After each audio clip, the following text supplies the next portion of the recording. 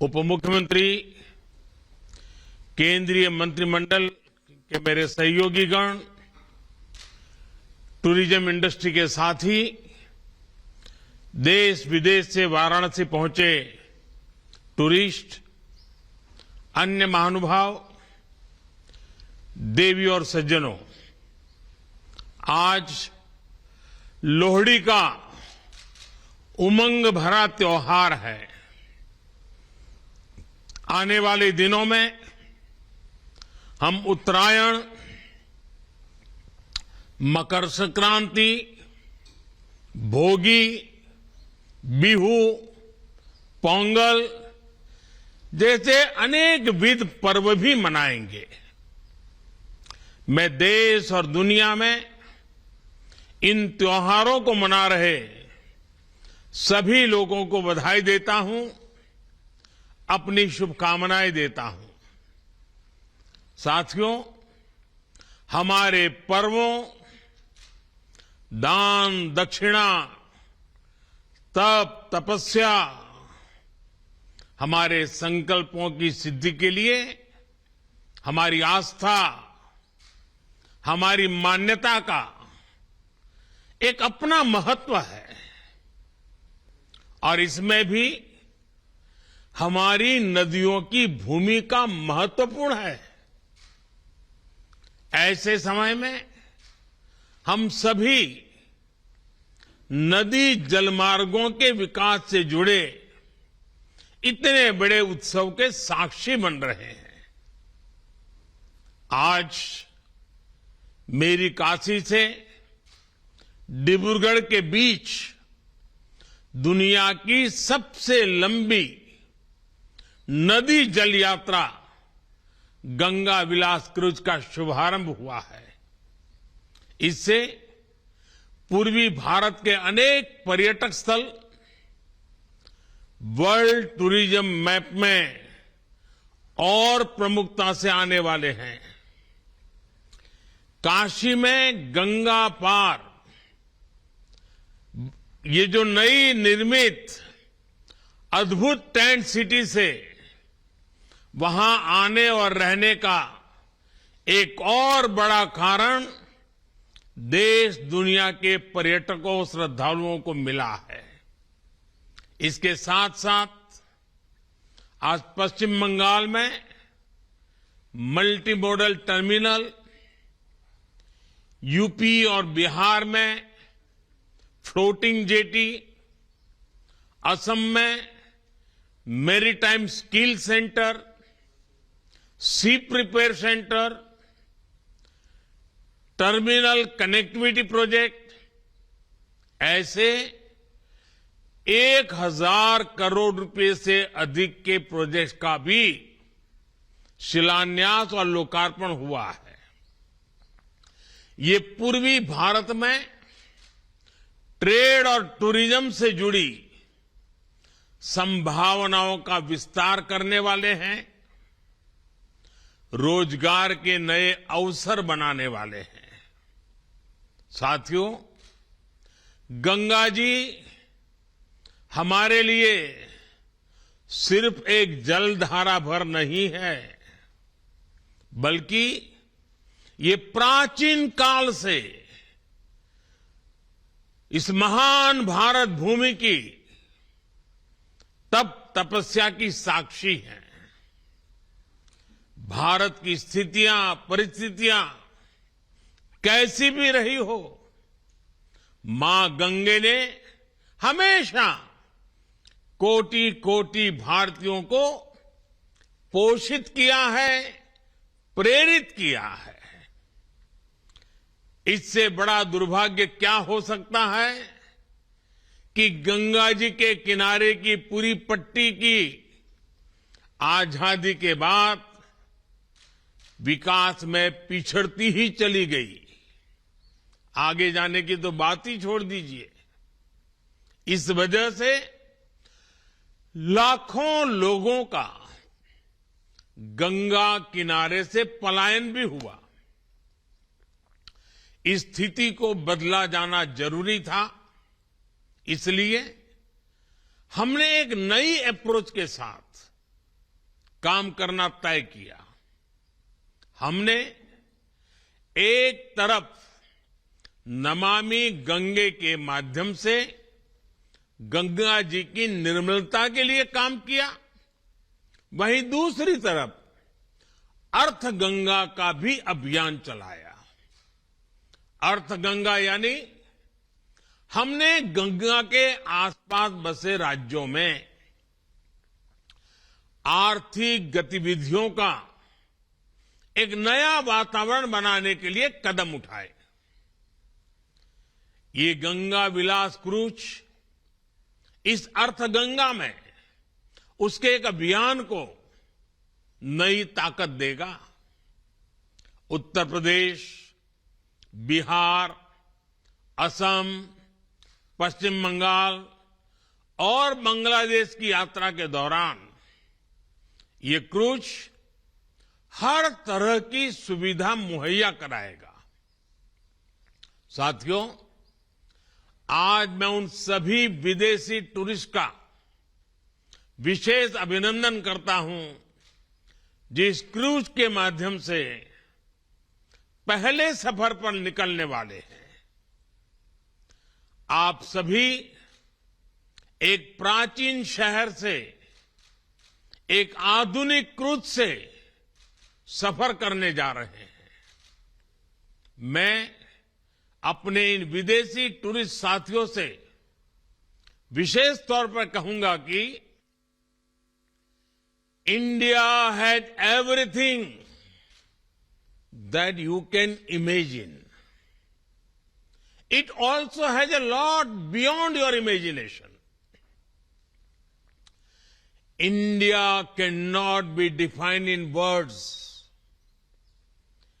India can only be experienced from the heart, because India has always opened her heart for everyone, irrespective of region or religion, creed or country. We welcome all our tourist friends from different parts of the world. साथियों, एक cruise यात्रा एक साथ अनेक नए अनुभव लेकर आने वाली है। ये जो लोग इसमें से आध्यात्म की खोज में हैं, उन्हें वाराणसी, काशी, बोधगया, विक्रमशिला, पटना साहिब और माजुली की यात्रा करने का सौभाग्य मिलेगा। जो मल्टीनेशनल क्रूज का अनुभव लेना चाहते हैं, उन्हें ढाका से होकर गुजरने का अवसर मिलेगा। जो भारत की नेचुरल डायवर्सिटी को देखना चाहते हैं, उन्हें ये क्रूज सुंदरवन और असम के जंगलों की सैर कराएगा। जिन लोगों की रुचि भारत में नदियों से जुड़े सिस्टम को समझने में है, उनके लिए यात्रा बहुत महत्वपूर्ण होगी, क्योंकि ये क्रूज 25 अलग अलग नदियां या नदी धाराओं से होकर गुजरेगी। और जो लोग भारत के समृद्ध खान पान का अनुभव लेना चाहते हैं, उनके लिए भी ये बेहतरीन अवसर है। यानी भारत की विरासत और आधुनिकता का अद्भुत संगम हमें इस यात्रा में देखने को मिलेगा। क्रूज टूरिज्म का ये नया दौर इस क्षेत्र में हमारे युवा साथियों को रोजगार, स्वरोजगार के नए अवसर भी देगा। विदेशी पर्यटकों के लिए तो ये आकर्षण होगा ही, देश के भी जो पर्यटक पहले ऐसे अनुभवों के लिए विदेश जाते थे, वे अब पूर्वी भारत का रुख कर पाएंगे। ये क्रूज जहां से भी गुजरेगा, वहां विकास की एक नई लाइन तैयार करेगा। क्रूज टूरिज्म के लिए ऐसी ही व्यवस्थाएं हम देश भर के नदी जलमार्गों में तैयार कर रहे हैं। शहरों के बीच लंबे रिवर क्रूज के अलावा हम अलग अलग शहरों में छोटे क्रूज को भी बढ़ावा दे रहे हैं। काशी में भी इस प्रकार की व्यवस्था अभी चल रही है। ये हर पर्यटक वर्ग की पहुंच में हो, इसके लिए बजट से लेकर लग्जरी क्रूज तक हर प्रकार की सुविधाएं देश में विकसित की जा रही हैं। साथियों, देश में क्रूज टूरिज्म और हेरिटेज टूरिज्म का ये संगम ऐसे समय में हो रहा है जब भारत में पर्यटन का एक बुलंद दौर शुरू हो रहा है। भारत की वैश्विक भूमिका जैसे जैसे बढ़ रही है, वैसे वैसे भारत को देखने, भारत को जानने और भारत को समझने की उत्सुकता भी बढ़ रही है। इसलिए बीते 8 वर्षों में हमने भारत में टूरिज्म सेक्टर के विस्तार पर विशेष बल दिया है। हमने अपने आस्था के स्थानों, तीर्थों, ऐतिहासिक स्थलों के विकास को भी प्राथमिकता बनाया है। काशी नगरी तो हमारे इन प्रयासों की साक्षात साक्षी बनी है। आज मेरी काशी की सड़कें चौड़ी हो रही हैं, गंगा जी के घाट स्वच्छ हो रहे हैं। काशी विश्वनाथ धाम का पुनर्निर्माण होने के बाद जिस प्रकार श्रद्धालुओं और पर्यटकों में उत्साह देखा जा रहा है, वो भी अभूतपूर्व है। बीते वर्ष जितने श्रद्धालु काशी आए हैं, उससे हमारे नाविकों, रेहड़ी ठेले रिक्शा वालों, दुकानदारों, होटल गेस्ट हाउस चलाने वालों, सभी को लाभ हुआ है।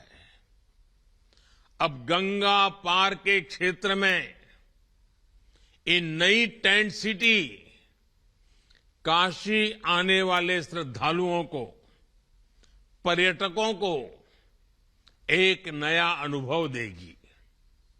इस टेंट सिटी में आधुनिकता भी है, अध्यात्म भी और आस्था भी है।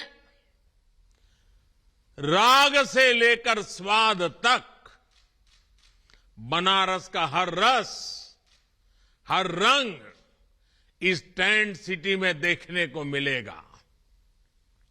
साथियों, आज का ये आयोजन 2014 के बाद से देश में जो नीतियां बनी, जो निर्णय हुए, जो दिशा तय हुई, उसका प्रतिबिंब है। 21वीं सदी का ये दशक भारत में इंफ्रास्ट्रक्चर के कायाकल्प का दशक है। इस दशक में भारत के लोग आधुनिक इंफ्रास्ट्रक्चर की जो तस्वीर देखना जा रहे हैं, जिसकी कल्पना तक किसी जमाने में मुश्किल थी, चाहे घर, टॉयलेट, बिजली, पानी, कुकिंग गैस, शिक्षण संस्थान और अस्पताल जैसा सामाजिक इंफ्रास्ट्रक्चर हो, डिजिटल इंफ्रास्ट्रक्चर हो, या फिर रेलवे, हाईवे, एयरवे और वाटरवे जैसा फिजिकल कनेक्टिविटी, इनसे जुड़ा हुआ इंफ्रास्ट्रक्चर हो। ये आज भारत के तेज विकास का, विकसित भारत के निर्माण का सबसे मजबूत स्तंभ है। सबसे चौड़े हाईवे, सबसे आधुनिक एयरपोर्ट, आधुनिक रेलवे स्टेशन, सबसे ऊंचे और लंबे पुल, सबसे ऊंचाई पर बनने वाली लंबी टनल से नए भारत के विकास का प्रतिबिंब हम सब अनुभव करते हैं। इसमें भी नदी जलमार्ग भारत का नया सामर्थ्य बन रहे हैं। साथियों, आज गंगा विलास क्रूज की शुरुआत होना भी एक साधारण घटना नहीं है। जैसे कोई देश जब अपने दम पर सैटेलाइट को अंतरिक्ष में स्थापित करता है तो वो उस देश की तकनीकी क्षमता को दिखाता है। वैसे ही 3200 किलोमीटर से ज्यादा लंबा ये सफर भारत में इनलैंड वाटरवे के विकास, नदी जलमार्गों के लिए बन रहे आधुनिक संसाधनों का एक जीता जागता उदाहरण है। 2014 से पहले देश में वाटरवे का थोड़ा बहुत ही उपयोग होता था। ये हाल तब था जब भारत में वाटरवे के माध्यम से व्यापार का हजारों साल पुराना इतिहास था। 2014 के बाद से भारत अपनी इस पुरातन ताकत को आधुनिक भारत के ट्रांसपोर्ट सिस्टम की बड़ी शक्ति बनाने में जुटा है। हमने देश की बड़ी नदियों में नदी जलमार्गों के विकास के लिए कानून बनाया है, विस्तृत एक्शन प्लान बनाया है। 2014 में सिर्फ 5 राष्ट्रीय जलमार्ग देश में थे। आज 24 राज्यों में 111 राष्ट्रीय जलमार्गों को विकसित करने पर काम हो रहा है। इनमें से लगभग 2 दर्जन जलमार्गों पर सेवाएं अभी चल रही है। 8 वर्ष पहले तक सिर्फ 30 लाख मैट्रिक टन कार्गो ही नदी जलमार्गों से ट्रांसपोर्ट होता था। आज ये कैपेसिटी 3 गुना से भी अधिक हो चुकी है। नदी जलमार्गों का इस्तेमाल करने वाले लोगों की संख्या भी लगातार बढ़ रही है। इसमें भी गंगा पर बन रहा ये नेशनल वाटरवे पूरे देश के लिए एक मॉडल की तरह विकसित हो रहा है। आज ये वाटरवे ट्रांसपोर्ट, ट्रेड और टूरिज्म तीनों के लिए एक महत्वपूर्ण माध्यम बन रहा है। साथियों, आज का ये आयोजन पूर्वी भारत को विकसित भारत का ग्रोथ इंजन बनाने में भी मदद करेगा। पश्चिम बंगाल के हल्दिया में आधुनिक मल्टी मॉडल टर्मिनल वाराणसी को जोड़ता है। ये भारत बांग्लादेश प्रोटोकॉल मार्ग से भी कनेक्टेड है और नॉर्थ ईस्ट को भी जोड़ता है। ये कोलकाता पोर्ट और बांग्लादेश को भी कनेक्ट करता है। यानी ये यूपी, बिहार, झारखंड, पश्चिम बंगाल